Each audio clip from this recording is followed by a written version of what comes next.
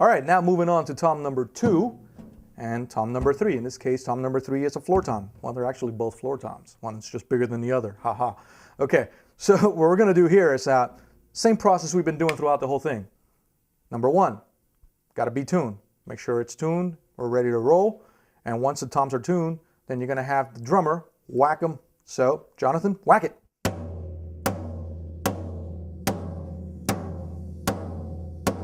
Okay, cool.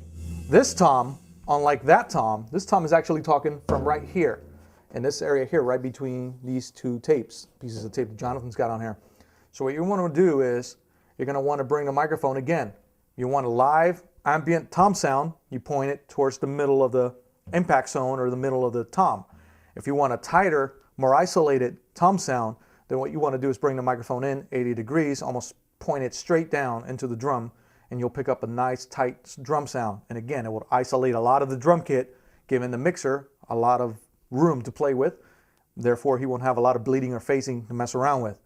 Moving over to the floor toms, these guys can get tricky because being as big as they are, there can be some transient issues that can occur if they're not tuned properly. And these guys definitely have to be tuned properly, because if not, you start getting weird transients. Number 1, you start getting weird overtones, meaning if Jonathan hits it and it's not tuned properly, he'll hit it and then you hear a wobbly woo happening, and it's not a good thing.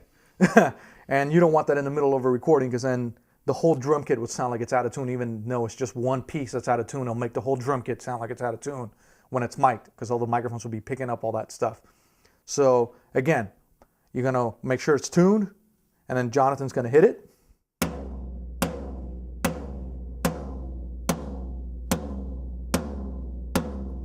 Cool. So this tom is actually talking from this area here.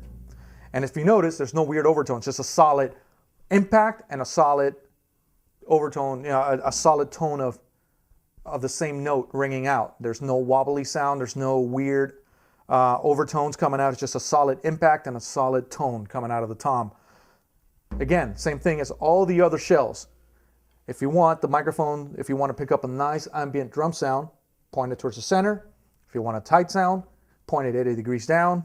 And again, for all these toms, I like to use clip-on mics. It saves me a lot of room. There's going to be a lot of microphones in your way, and you're going to be, sometimes you're going to have technical issues, such as either a microphone not working properly or a cable acting up, and therefore you're going to have to be able to troubleshoot really fast. If you have a lot of microphone stands in your way, it's a bloody nightmare.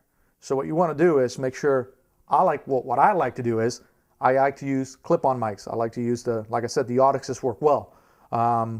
On this drum kit, I've worked with Jonathan before. We know that the Audixes really kick butt on this microphone, this drum kit.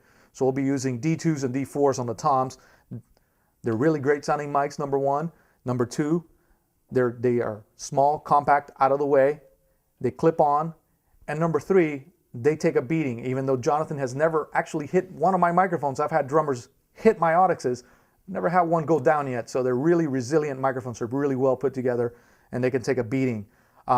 I'm not endorsing any particular line. I'm just talking from experience. These are the microphones that I use and I like, and I get really good results. So I want to make that clear.